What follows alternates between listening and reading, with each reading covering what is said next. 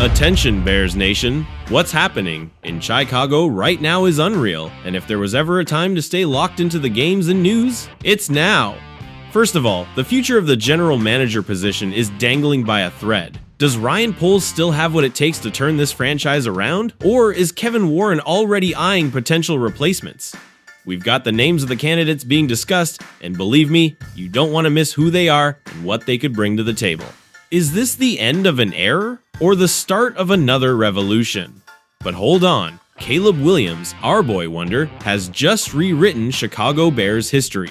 That's right, folks, she's the first rookie in Bears history to pass over 3,000 yards in a single season. And get this, he did it carrying the chaos of this season on his back. 2 head coaches, staff changes, and an offensive line that's as leaky as a sieve. Yet the man still breaks records. Imagine what he could do if we gave him the proper support. But here's the kicker. With what's currently being offered to him, we might lose this diamond before we even get the chance to polish it. Stay tuned, because we need to discuss his future now. And here's the latest. Could Lions offensive guru Ben Johnson be auditioning as our next head coach? That's right, the same guy who lit US up at Soldier Field this weekend, showing us what a modern offense can really do. Can we afford to pass up the man who turned Jared Goff into a legitimate threat and showcased an unstoppable offense against our team? If we let this kind of talent slip away, we'll once again be the laughingstock of the NFL. It's time to take action and think big. Now, Bears Nation, if you're tired of being the league's eternal rebuild, subscribe to the channel now. We don't pull punches here, and we're coming at you with the truth. Alright, Bears fans, listen up, because the conversation doesn't stop on the field. Sure, we've been talking plenty about head coaches and Caleb Williams' struggles, but now it's time to look higher up the totem pole. Ryan Poles, what's the deal with him? Is this the guy who's going to take this franchise to greatness? Because if he's not, folks, it's time to rip off another band-aid and start hunting for a new general manager. Let me be honest, after 9 straight losses and yet another season that's looking like a forgettable disaster, it's inevitable to ask, is Poles the one to build the team that Caleb Williams needs around him? Sure, the rumors say Kevin Warren has his back, and insiders like Schefter and Pelicero claim his job is safe. But let's be real, in the NFL, safe means nothing when the ship starts sinking. And I, like many of you, am tired of watching this thing go under year after year. So I've got a list of 5 names we should be looking at if the Bears decide to make a change at GM. Let's break it down, because we can't keep tolerating mediocrity in this organization any longer. Are you ready? 1. Ray Agnew, Assistant GM, Detroit Lions. Let's kick things off with the most logical option.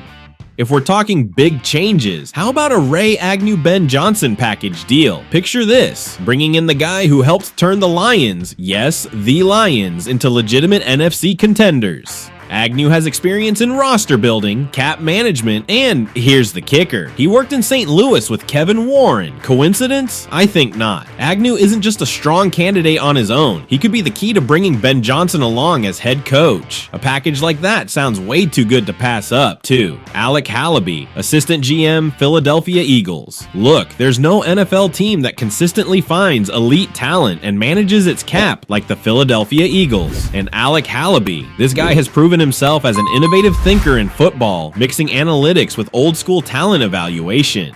Translation, he knows how to balance the numbers with quality. The Eagles have this unique ability to stay relevant year after year, and if Hallaby could bring even a fraction of that DNA to the Bears, we'd be talking about a whole new era in Chicago. 3. Will McClay, VP of Player Personnel, Dallas Cowboys. Okay, I get it. The Cowboys have a reputation for collapsing under playoff pressure, but that's not what we're focusing on here. We're talking pure talent evaluation, and Will McClay has been the guy behind Dallas's impressive draft classes. Admit it, the Cowboys always have rosters stacked with young talent. Imagine what McClay could do with the Bears' arsenal of draft picks for the year 2025. Sure, Jerry Jones runs the show in Dallas, but what if McClay wants to step out of his shadow to build something of his own? Chicago might just be the place for him to take the reins. 4. Catherine Hickman, Assistant GM, Cleveland Browns. This would be groundbreaking. Catherine Hickman, formerly Reich, has been a trailblazer at every stage of her NFL career, and the idea of her becoming football's first female general manager wouldn't just be bold, it'd be smart. The Browns have made strides in roster building in recent years, and Hickman has been at the center of those decisions. The Bears already made a progressive move by hiring Kevin Warren, and this could solidify a fresh, modern image for the organization as we search for creative solutions. 5. Ian Cunningham, Assistant GM, Chicago Bears. Alright, I know this one's going to be a tough sell to Bears fans, but hear me out.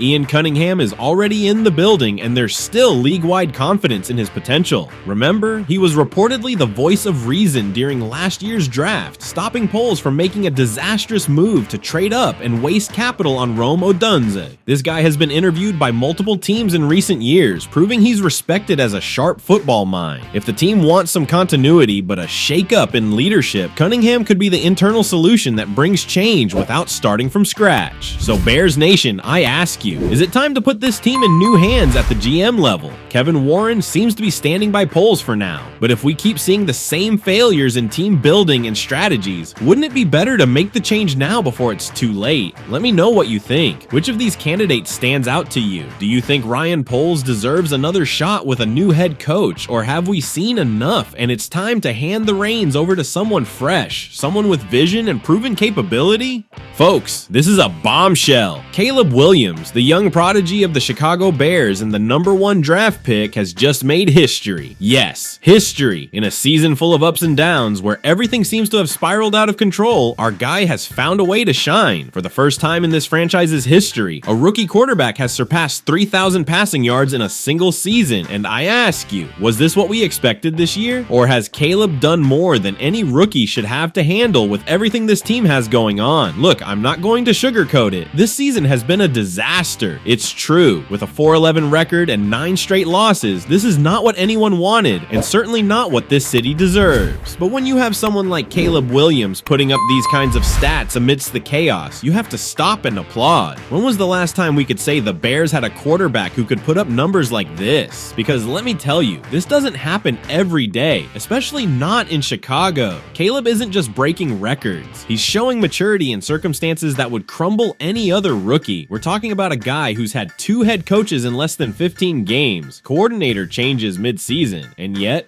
what does he do? He goes out and throws for over 3,000 yards and keeps his interceptions down. Since October, the guy hasn't thrown a single interception. Do you know how hard that is for a rookie?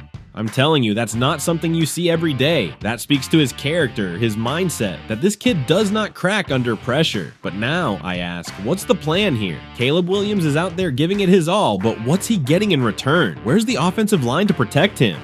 Tell me, what's better, the Bears' defense or a revolving door? Because honestly, the line is letting everyone through. No matter how good you are, you can't shine as a quarterback if you're running for your life every play. And then there's the coaching situation. 2 head coaches in 1 season, and with strong rumors that the next could be Ben Johnson, the offensive coordinator from Detroit. I ask you this, is that the name that will turn this franchise around? Because I'll tell you something, the problem here isn't just the coach. The problem is the entire organization. If we're going to talk about building a winning team, we need a clear plan, and we need to support Caleb before he gets worn out physically and mentally. But don't get it twisted, there are bright spots. Our last win came in October. Yes, against Jacksonville in an international game. Caleb threw 4 touchdowns that day, a reminder of what this kid can be with the right support. And yesterday, against Detroit, even though we lost again, Williams threw for over 300 yards with 2 touchdowns. It was his 8th game this season with multiple touchdowns. See what I mean? He's doing his part. Here's the question I leave you with, Bears Nation. With 2 games left in this disastrous season, what do you want to see? Do you want to just survive, or do you want to start building something? Caleb Williams is showing he's superstar material, but this team needs to give him more. I believe we found our quarterback of the future, but does Chicago have the ability to surround him with the talent and support he needs? Let me know in the comments, because if you think one man can carry all this, I'm telling you it doesn't work that way. Speak up, the offseason is coming, and I want to know what you're thinking.